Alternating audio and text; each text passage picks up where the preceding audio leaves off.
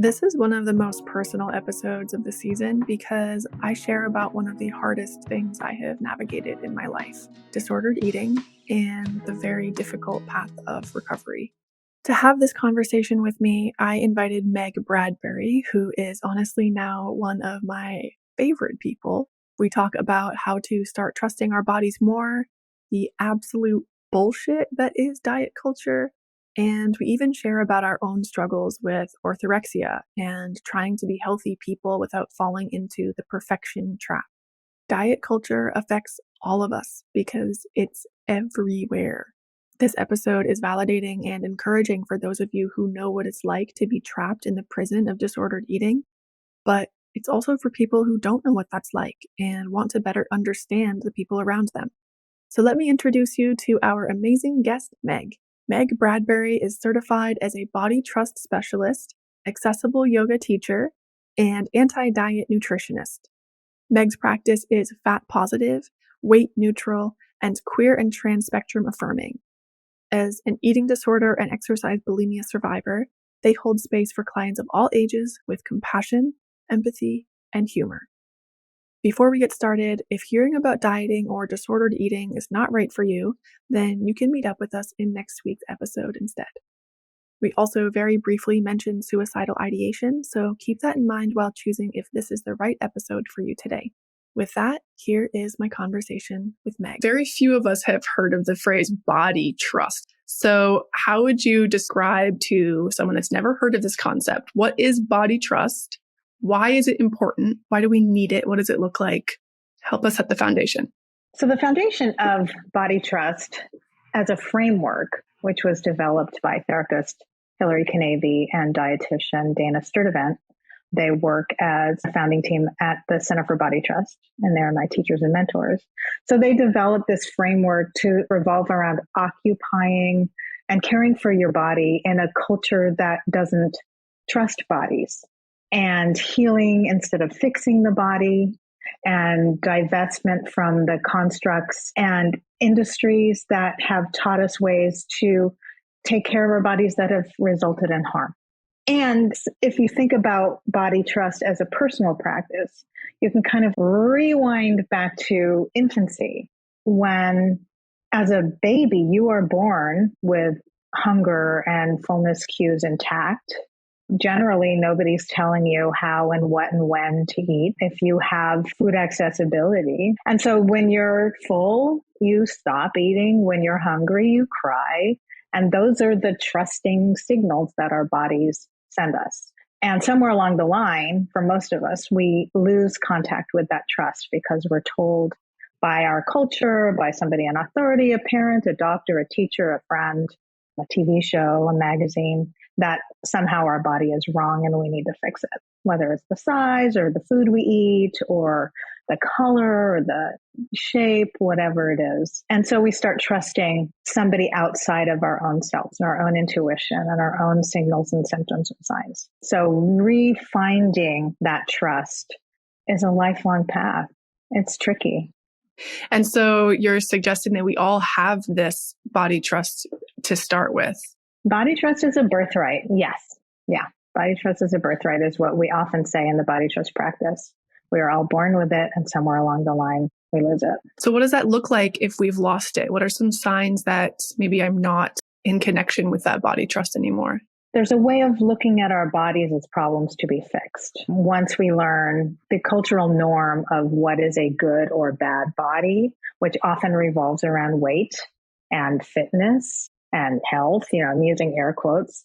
Once we decide that we don't fit that norm, then we start relying on other things and other people to tell us what we should try and do, regardless of whether they know us or know our history or know our ancestry, all those things that come into play in terms of how our bodies like to be and want to be and need to be. We'll try this diet, which so-and-so says is the right thing, or this lifestyle, which will result in A, B, C, and D. And then we lose track of what our own needs are and how our bodies best function. So it can look like relying on other things and other people to tell us what our bodies need and want. And then it looks like a lot of failure sometimes, because oftentimes the things we try our bodies are like, what the hell? And respond against, right? So the statistic of, in terms of like weight loss, which is what we often talk about without talking about it, I think that it is 95 plus percent, quote unquote, failure rate of diets, mostly because our bodies are too wise for that. Our bodies are individual bodies that don't necessarily conform to one right thing, which is what diet culture tells us. There's so much I want to say, but one thing you just said really stuck out. You said something about the way our bodies like to be. And that concept alone, like how often are we asking, how does my body like to be instead of how do I like my body to be? Or how should my body be? How do I want it to be in order to feel that sense of belonging? Because when we talk about wanting to change our bodies, we're often not talking about the physical change. We're often talking about acceptance and love and respectability and worthiness, all coming along with what diet culture and often capitalism and patriarchy and other forms of oppression tell us that we need to look like in order to feel those things. That's so important because on magazines or whatever, we're sold this idea that it's about simultaneously about being the quote right way, but also then we're villainized for being too vain. It was our vanity of our bodies. And what it's really about, what you're saying is we want to belong. We want to be loved. We want to feel accepted. And so it makes so much sense that there is this industry that's capitalizing on our really human, normal, good things within us that we want to feel. Absolutely. Yeah.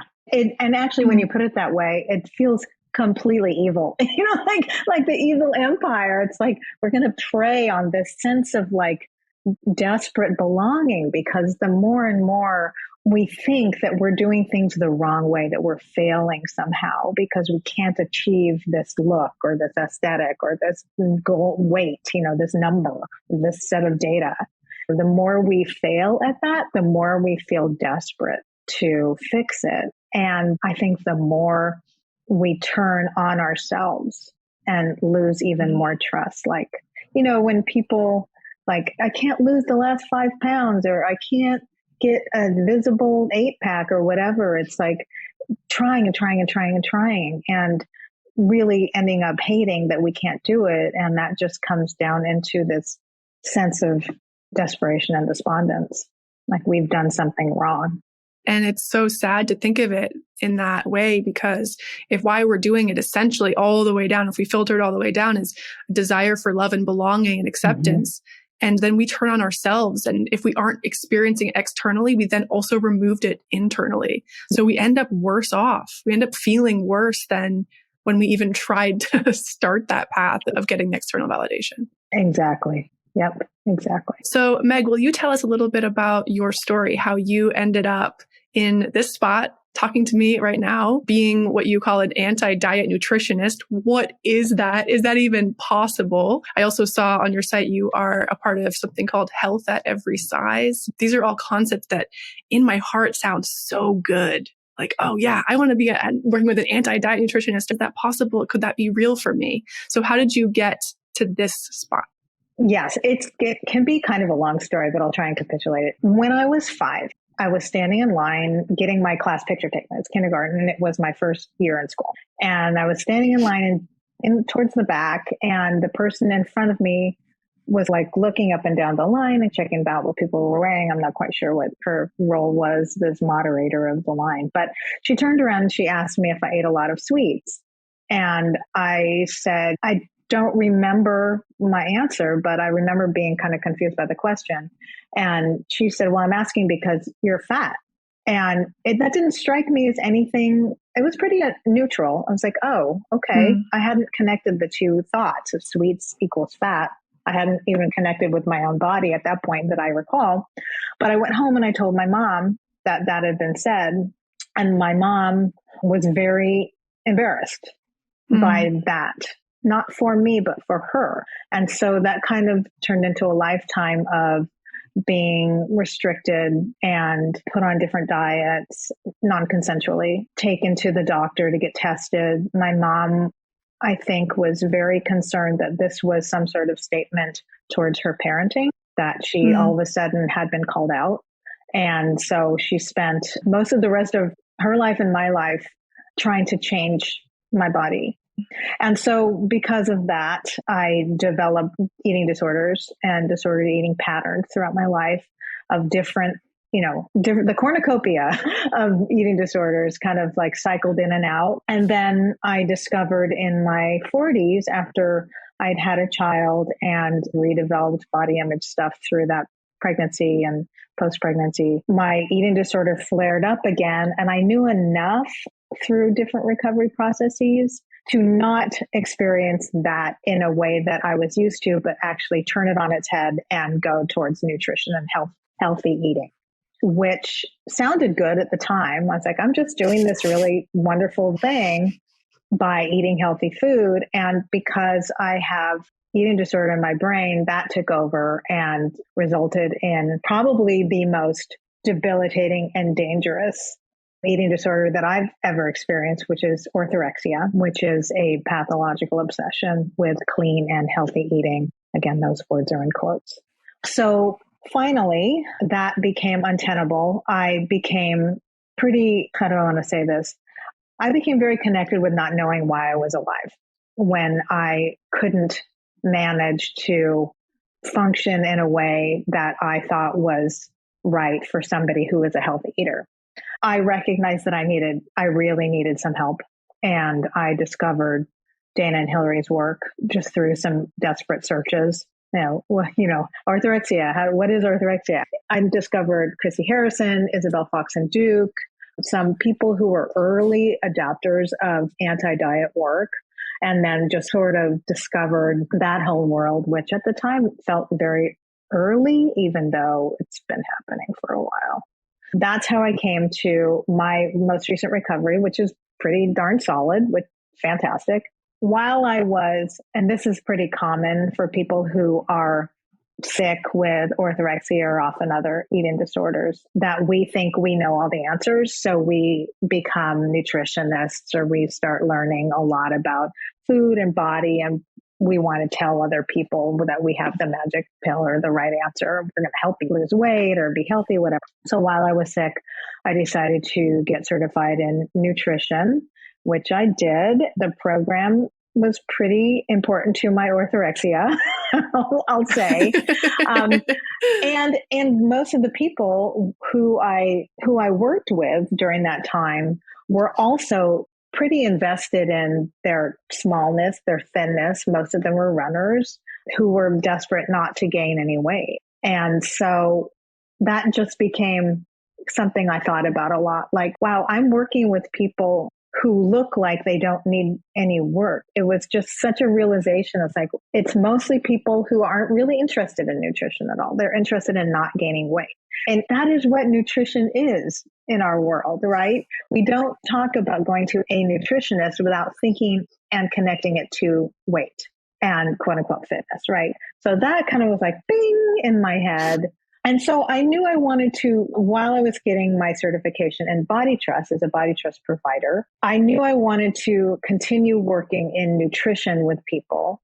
Anti-diet nutrition to me is reframing the word nutrition and talking about what actually nourishes us as people in our bodies as we transition and age. And sometimes the concept of nutrition is so focused on food and vitamins, minerals, macros, and supplements, when the evidence is that less than 10% of our health outcomes are influenced by food and exercise. And what really matters is rest, or going outside, or hanging out with friends and family who you love, access to education, healthcare. Lucy Aframore, she says that you can tell more about somebody's health by their zip code rather than their labs or their weight or any of the data. So nutrition becomes a lot more than just the food you eat or when you eat it, or the food you don't eat or when you don't eat it, and all the rules that go around. So when I call myself an anti-diet nutritionist, I talk to people more about their lives and their livelihoods and their access and their sense of what is well-being to you, what feels good to you, how do you know you feel good? Are you in tune with your hunger and fullness cues? What is hunger? What is appetite? How do we serve them? What is food competency? Food competency is a concept that I learned about from the Alan Satter Institute, who work with child and family feeding and eating, and how to do that in a way that's both fair and equitable to the child, to the family, and to the idea of being comfortable around all sorts of foods. So to me, that's anti-diet nutrition. It's not about what you look like, what you weigh, where you want to be and your fitness level. It's more about what nourishes you, what foods feel good to you, what foods might your body be saying, that's not what I want today. How do we discern those things? That's what anti-diet nutrition is to me. Thank you so much for sharing about those concepts and also about your own story. When I first heard of orthorexia, also as someone who's recovered in having an eating disorder and disordered eating patterns, when I first heard about orthorexia, it was this light bulb moment of, oh, I'm not supposed to feel this way. This isn't, quote, recovered, right? My other disordered eating patterns did not go away. They changed their name, they changed their strategy. It wasn't necessarily about like pathologizing what was happening within me. It was a realization that, oh, this isn't what freedom feels like. Thank fucking God, because this is terrible. This is also terrible. Yeah, I'm sorry you went through that. And it is such a realization when you understand that what you've been doing to feel well and healthy, to embrace the wellness industrial complex. I felt more shitty when I was doing that. Like my digestion was fucked up. My sleep was fucked up. I was so stressed out all the time that I had eaten something that wasn't safe for me. All I did was crunch numbers like all day long. It's like, what am I doing here? Have I had enough of this? Worrying about things like the shower filter. I mean, it's not just food. It becomes everything. It's like, can I walk by this place without a tire squealing and off gassing the something? I was talking on Christy Harrison's podcast. It feels like a virus. It feels like you have this one thing that comes into your head, and then all of a sudden it just becomes like you can't control it. It just takes over.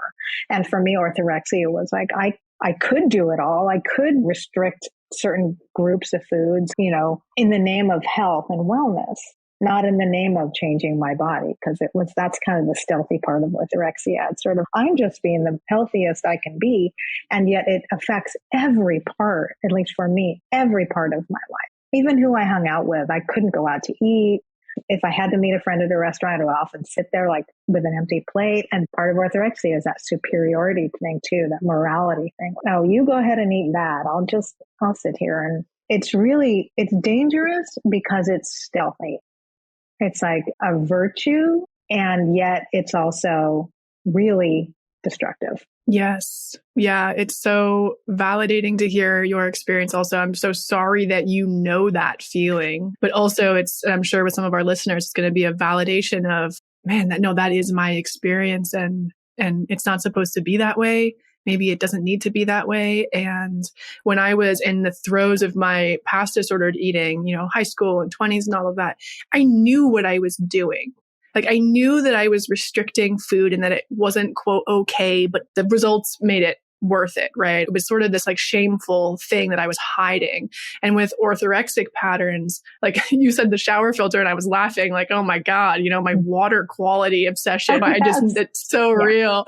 Yeah. But the interesting thing with orthorexia, if we also link it to this desire for acceptance and belonging, a lot of people in this net of control with orthorexia are actually getting some sense of community with the groups they're identifying with. If you are, not that you have orthorexia, if you're vegan or paleo or whatever, but you could be, right? And then it's, no, I'm healthy. There's nothing wrong with me. I'm just part of this group, and this group is really healthy, and it might be better than you, right? But just like having that sense of belonging that we're so desperately wanting in the first place. Yeah, that's really true. And I'm glad you named that. It's really common with people socialized as girls and women to bond around their body hatred, for a better word, I remember I've been a teacher and I would go to the teacher's lounge and there would be people, myself included, and I'm certainly not better than this, but you'd go in and somebody would be complaining about like the skin around their eyes. Like, oh my gosh, I have eye wrinkles. And then somebody's like, eye wrinkles. Well, you should see my blah, blah, blah. And then somebody said, well, I did this. It's like we bond over sort of like competitive body loathing. And I think that we are encouraged to do that. And there's a Naomi Wolf quote before I think Naomi Wolf became problematic. There's some ish there with gender stuff with Naomi Wolf. But and I'm going to paraphrase this, but you keep a community down, right? By making them obsessed with how they look rather than giving them power to make change in the world. So girls and women have definitely been encouraged over the decades, centuries, to be so concerned about how they look as sexual products and as second-class citizens, really. It's like you have to look a certain way in order to be accepted. So that makes us sort of like kind of tampered down because we're so desperate to stay in this framework of how we look. We don't have any time to do anything else. And if I think, and maybe you too, we think about how much time we spend in our lives working out, like how we should look, eat, feel, be in the world. It's like, what could we have done with that time? Yeah, it's so sad because so much of us, and like, what you said about those of us socialized as girls and women, an entire population of people, like our ability is so distracted, our capacity. I think of all the times that I've spent like calculating fucking macros and weighing my food. Like it's insane, right? Like that is not my contribution to the world. Yeah. And yet it's true. And I think that when we talk about it, I want to make it clear that sometimes when I talk about the humor that I find at this point in some of my orthorexic behavior, it's like, what the hell? I think that's empowering. And all of this is not our fault. How we got here. And I think that sometimes there's this like, how did I do that? This is like stupid. I can't believe I was that dumb. But yet it's not our fault because we are told that these are the things that will provide us belonging. These are the things that will heighten our value as human beings. And so we're taught all this stuff and we're told all this stuff that we will be happier. We will be more functional human beings. We will be more productive if only we A, B, C, and D. And I think that none of this is our fault. And once we start talking about this, again, this is one of the reasons why I wanted to become a body trust provider, is like I wanted to talk about it with people because the more we connect in it, the more we talk about it. We can't do this work in isolation, especially those of us who have eating disorder in our neurology. We can't do this on our own. And we have to talk about, like, podcasts like this become so important. Yeah, thank you for saying that, because especially when it is, like we said, a lot of it is about belonging and acceptance. When we don't share these things, which are vulnerable to share, when we allow ourselves the permission to start questioning the messaging we are getting, and maybe it's implicit messaging or things you're noticing like subconsciously. But I mean, I had like a macro nutrition coach that I told him I've stopped menstruating, and he was like, that's okay. Like when we have people literally telling us it's okay, people that we're trusting with our health and our like goals. But it's so important to leverage the community piece in that, because the orthorexic brain in particular, at least my experience with it, is this ever adaptable thing. And it's always got a very clever reason why something that I did or did not do is directly related to any possible thing I want in life. Like in the depths of it, and maybe you'll resonate with this too, I really could link anything wrong with my life to what I'm eating or not eating or consuming in some way, which sounds ridiculous when I say it out loud. And I do also find relief in like laughing at the absurdity of it. But when we aren't laughing, it is so devastatingly sad. Yeah. And the fact that your point to like pointing to food for everything.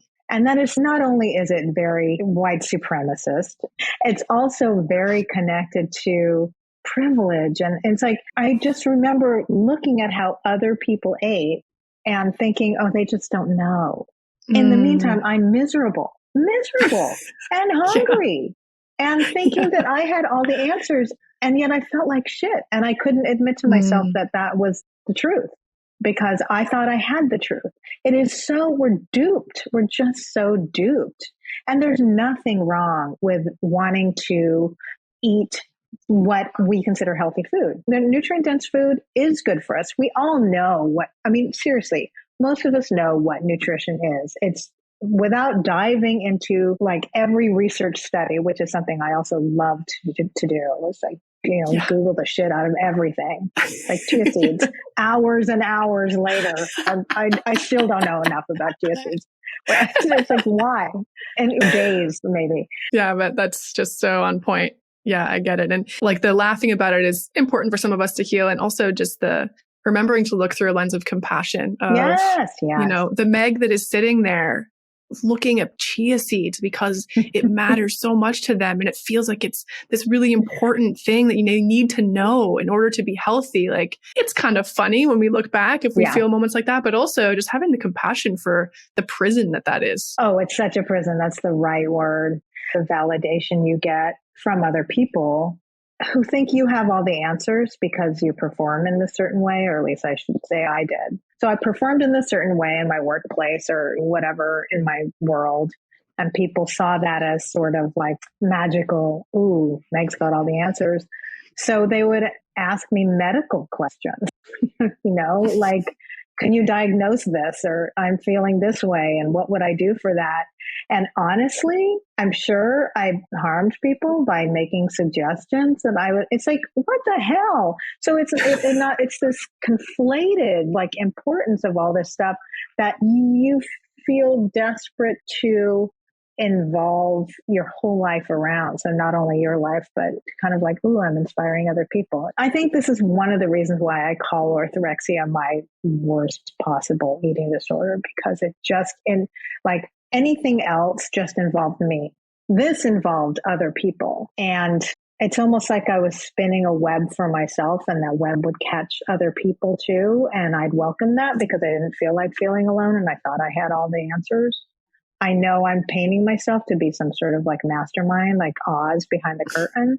And that's a little bit orthorexia itself, right? It's like Oz behind the curtain. It's like, here's this big talk and here's what we can do and here's what you need to do. And really, honestly, if we just listen to our bodies, became open to like, yeah, I want to try that. Or maybe canned pineapple is the thing I love the most today. It's like that food competency, that listening to maybe what you want, understanding that there's room for all unconditional permission to eat, room for all foods fit, that concept where nutrient dense food, fantastic. Fun food, fantastic. There'll be times when you don't feel great. Pay attention to that. What does that even mean? And also the importance of that. Not so much. You don't feel great today. Okay. So that sort of like capacity to listen and just be rather than to plan and worry. Yeah. The freedom that's in that is so powerful. And it's hard. It's hard. I don't know how your comeback was, but one thing I decided to do, and it was encouraged by my therapist, was go more public with my recovery process, because talking about it again is really powerful and healing and hard and vulnerable and can make you cry. And so I posted on Instagram the first time I ate bread, like what I call bread now, what I called bread when I was sick was like, sprouted buckwheat and water. Yeah, yum. So delicious. And so when I ate bread, or like I ate a sandwich or something for the first time in years, and I posted it on my Instagram and I hashtagged it with orthorexia recovery, that was my first move into really embracing what recovery can be, and also being public with it, because that was really helpful for whatever reason. And I think that bringing food back, food restoration, food safety restoration is such a hard process. And it is so scary, so scary. And that's legit. It's not dumb scary. It's not, oh, what is your problem? It is true and valid fear. And I'm glad you are on the other side of that, it sounds like. And I want to validate anybody who feels like, I don't think I could eat a donut because that just feels too scary. Yes, it is scary. It becomes very scary. And the fact sometimes that we think about, I can't do this anymore, listen to that, but understand that it's grieving. It's like you have to grieve and grieve and grieve the loss of the hope of diet culture or disordered patterns, or what you've come to trust and rely on as your coping mechanisms around food. Yeah. And if you're listening right now and this is not a reality that you have had to walk through, creating some space for compassion and grace for the people in your life that are experiencing this, because I guarantee you know someone that this is their reality right now. And there's something that can happen when, especially if someone suffering with orthorexia has been finding a small piece of solace in that superiority, or no, I have it all together and you just don't understand. And maybe if you have a friend that suddenly is posting about eating a steak and they've been vegan because of hidden orthorexia, please remember to have some grace with them. And there's this, I can understand the desire to have a ha ha ha, you've fallen. You were wrong. You said you know everything and we were all wrong. And look at you now. How's your steak taste? Blah, blah, blah, right? I can understand the desire to do that, and also invite you to have some pause and just think about the fact that there might have been something going on that you weren't aware of. And what would that comment really add to a conversation for someone like Meg? Maybe they've never even had bread in years.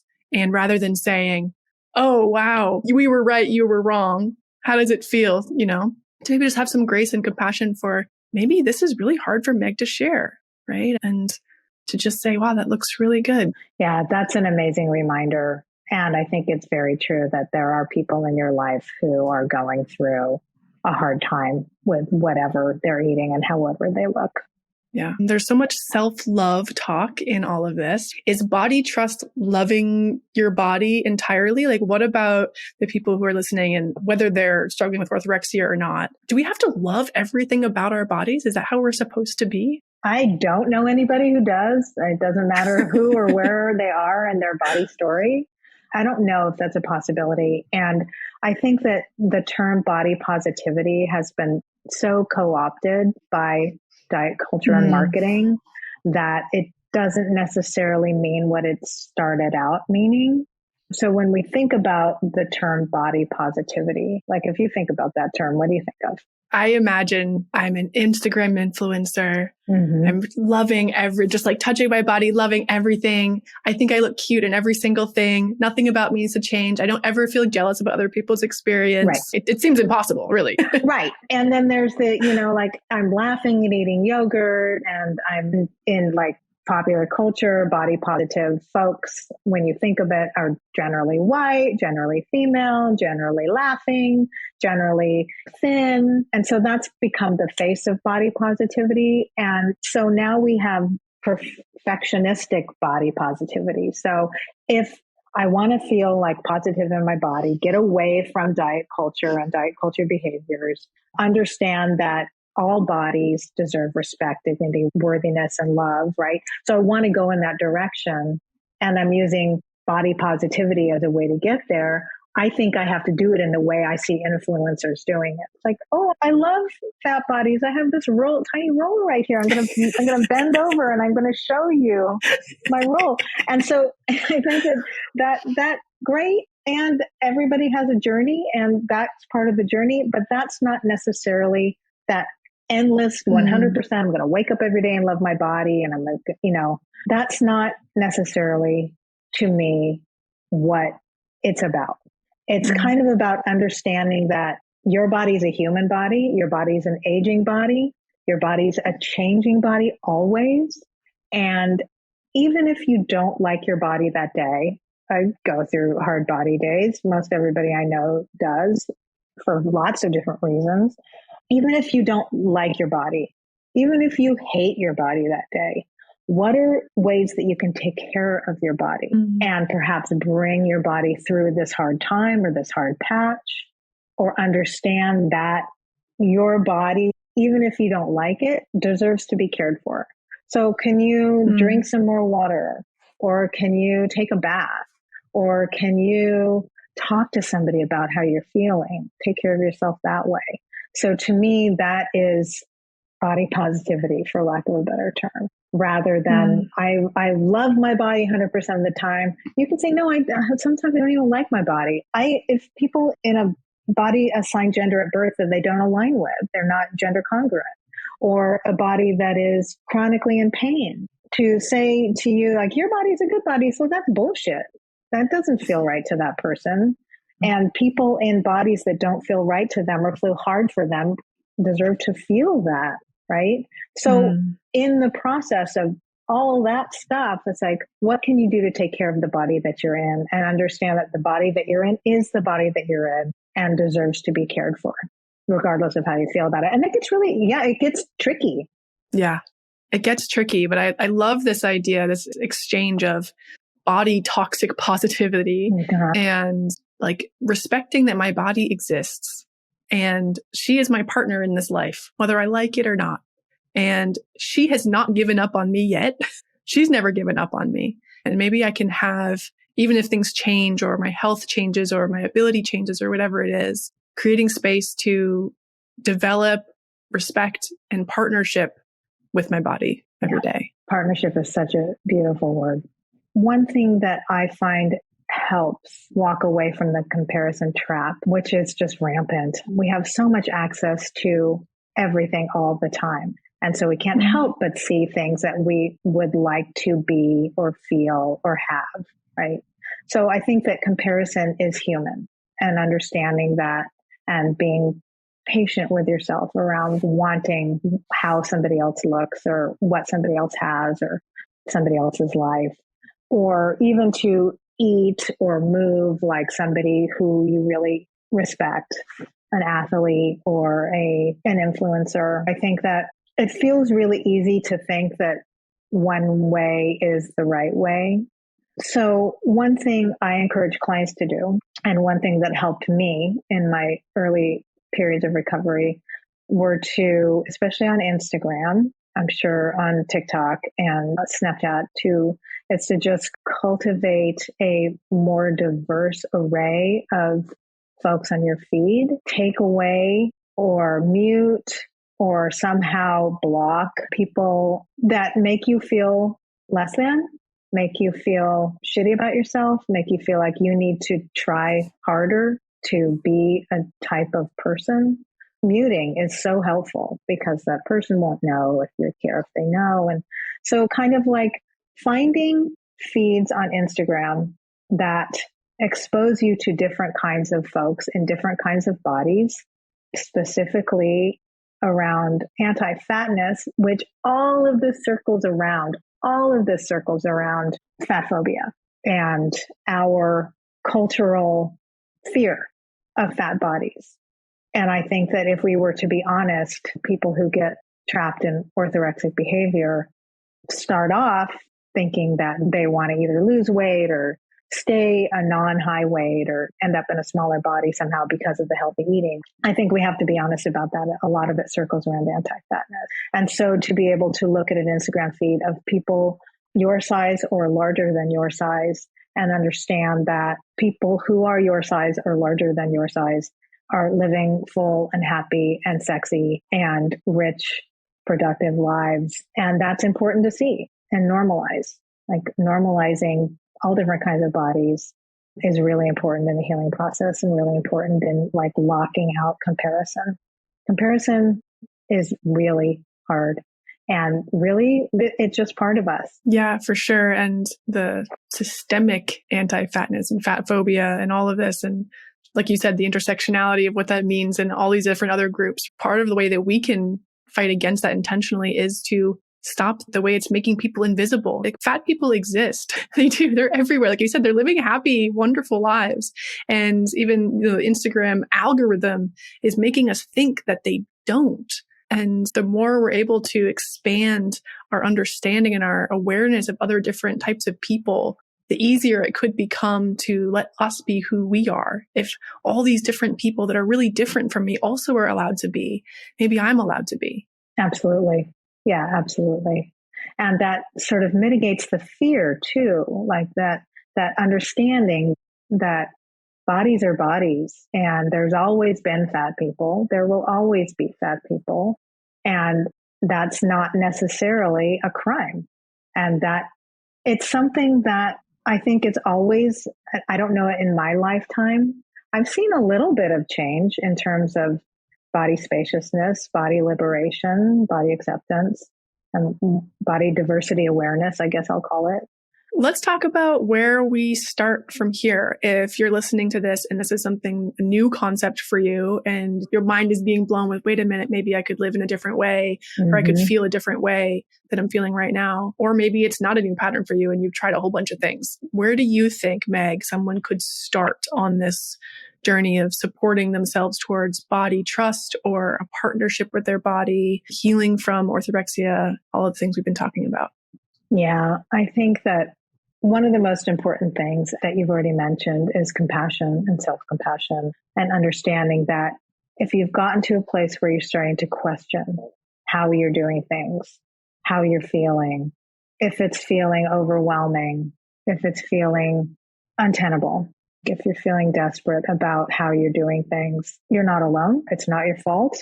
And you deserve all the care and concern and love that you can possibly give yourself at this point.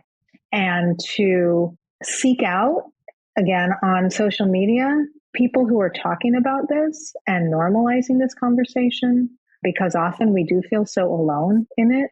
Diet culture really aims to keep us isolated. Eating disorders aim to keep us isolated, and healing while you're isolating is really tricky. So I'll say again that once I became public with this conversation that I was trying to heal myself from, it became so easy to talk about. And once it became easy to talk about, healing became more accessible. So no, you're not alone. No, it's not your fault. And seek out people who are having this conversation. That's where I'd say that the first starters are. And there's plenty of us. Not enough, never enough, but plenty of us. Yeah. It sounds like a lot of the stuff that we can do on our own is just the awareness of what's even happening, right? Like letting ourselves see it for what it is for maybe the first time, and having, like you said, the compassion for understanding why that's happening, the compassion for why maybe we created this pattern within ourselves. Or maybe if it's even like in your story, Meg, the compassion for why someone else started this pattern in our lives, maybe the people that raised us. And it all just comes down to this root of desire for belonging, desire for love, and to be accepted, but also to be important. And that's a place that we can start with the awareness. And I love that you were sharing, reaching out to people, because I'd also love to talk about how we can support ourselves within community in this. And I want to also add to what you said about reaching out to people, to be really thoughtful and patient with yourselves as you think of who you want to share this with. Yes. And I said in past episodes too, you don't owe this information to anyone in your life, as there's what you're saying, Meg, that it can be really empowering to share, and also maybe people in your life that should be close to you in your mind, family, might not be the safest person to share this with first. So creating some time to reflect on who is in my corner with this, who would maybe just one person to peek into sharing that. You don't have to blast it on social media if you aren't in that place yet. Absolutely true. Yeah. Thank you for naming that. Yep. Absolutely. Yeah. And it's also, once you start doing the deep dive into diet culture divestment, there's so much that you're going to resonate with. Seriously, there's so much you're going to resonate with, and you want to tell people all the time. And it becomes hard to be around people who are having diet culture or competitive diet culture conversations. And so that becomes like emotional labor for you, like trying to teach everybody what you're learning about that divestment. And so that also becomes being aware of how you're feeling about the work that you're doing. If you feel like talking about it or educating people, like, great. And you don't always have to. You get to take a step back if you want to, taking care of yourself in that way. So there's all sorts of layers to this work. You told me that you were reading Reclaiming Body Trust by my mentors, Dan and Hillary. Great book.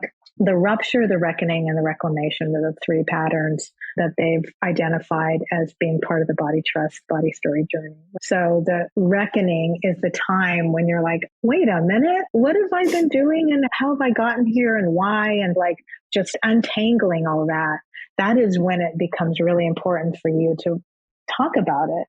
And finding the community to talk about it with, a safe and brave community to talk about it with, is really important, because as you mentioned, not everybody is ready or willing to hear it, and may be really invested in talking you down, like getting you back, kind of. Who's this new person who's not doing this thing with me anymore. It's threatening for a lot of people. Yeah. Do you have any strategies for maybe I have a friend that we've bonded over these quote healthy patterns or healthy eating or essentially disordered eating, or maybe even not even disordered eating, but shared contempt for our bodies, like what you were saying before, bonding over that.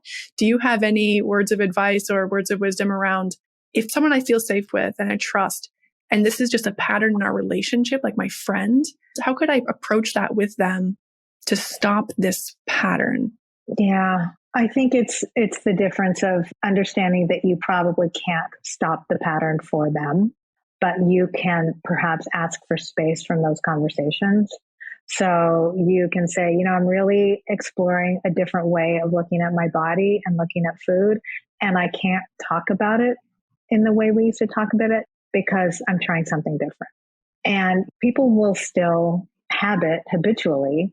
They will still continue to talk and do and be in the same ways, even if you're not.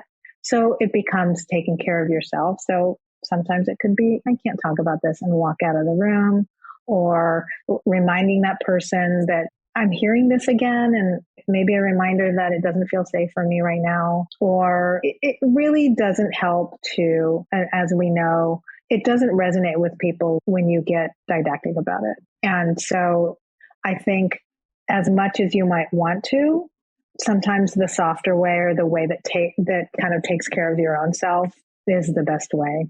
What are some signs that I need more support than just working on it by myself or talking to my friends about it? What are some signs that it's actually most important to get safe with a professional support or medical provider or something like that? So understanding that sometimes we don't have the answers ourselves.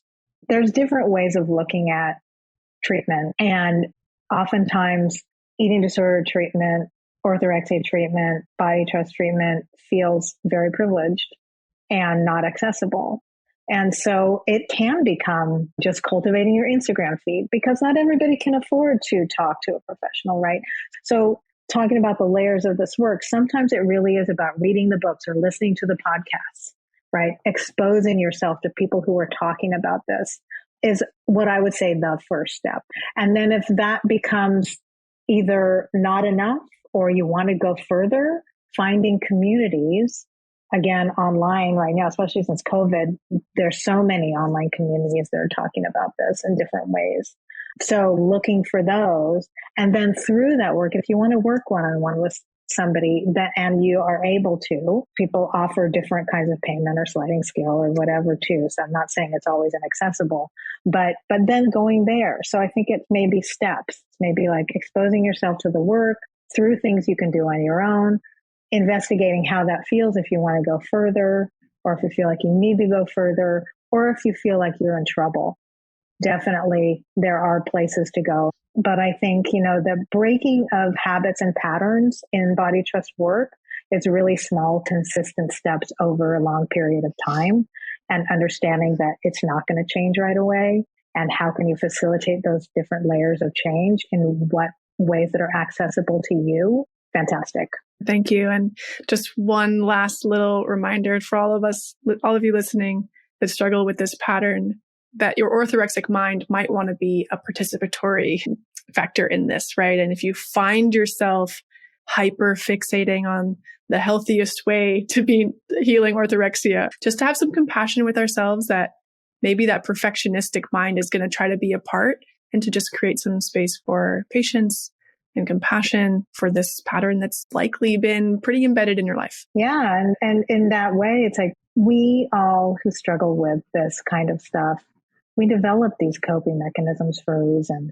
And Hilary Canavy says your coping mechanisms are rooted in wisdom, and they are. So I've come to understand my various bouts with eating disorder.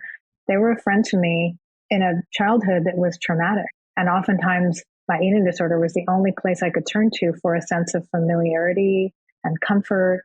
And I do feel like it was one of the things that kept me intact. It was a coping mechanism that was very important to me until it didn't serve me anymore.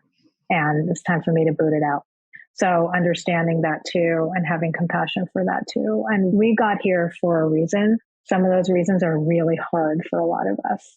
And that self-compassion keeps coming around to that. Yeah. So it's like disordered thoughts come about, and instead of fuck you, you can actually say, okay, I hear you.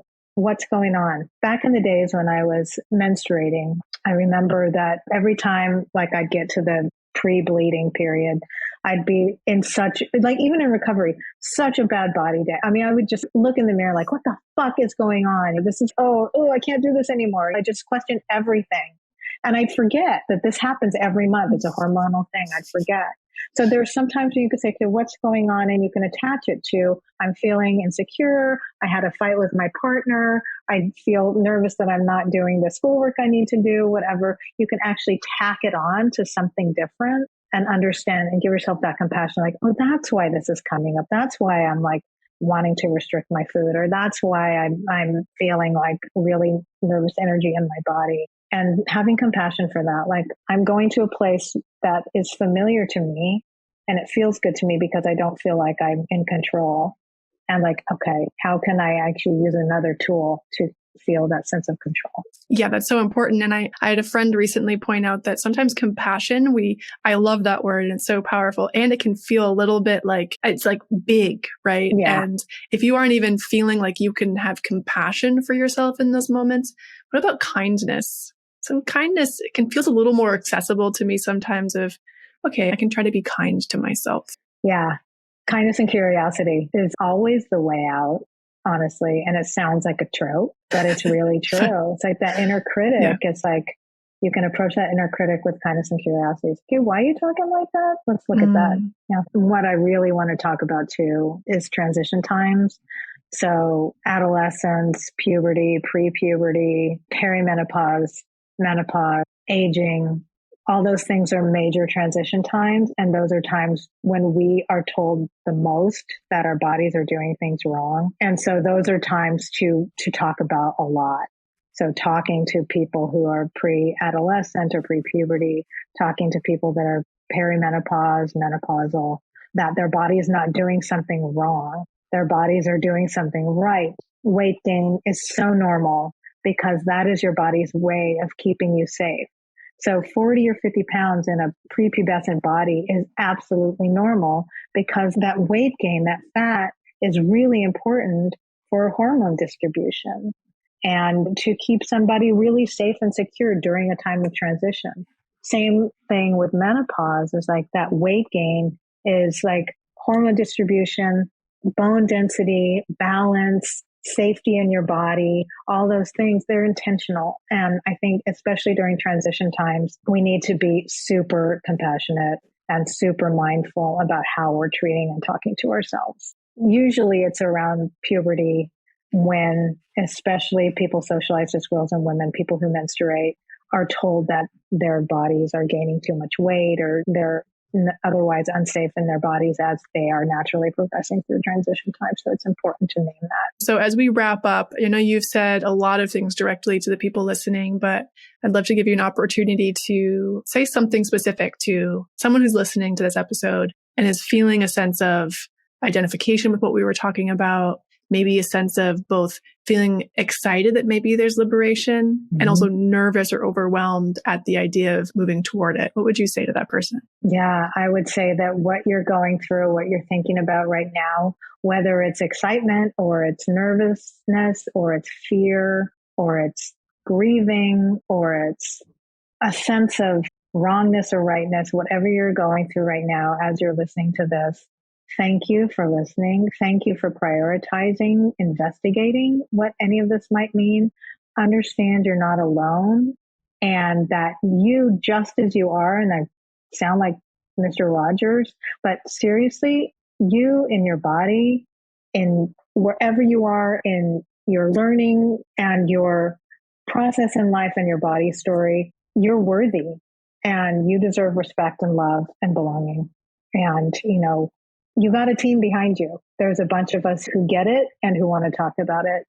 And come find us because we're here for you. Thank you. Yes, we are. Meg, this has been such a pleasure. Thank you so much for being here. How can we keep up with you? Where do you hang out online? Are there ways to work with you? Mostly, I am a loudmouth on my Instagram, which is at lamplight.space. There's a long story about why it's called Lamplight. And then my website is lamplight.space. I work as a certified body trust provider. I do one-on-one counseling. I do work with groups and families. I've taught in schools. I've taught groups like teachers how to make a body trust curriculum or body safe classroom, all sorts of things that involve language and feelings and support in terms of all this kinds of work and all the different walks of life we have.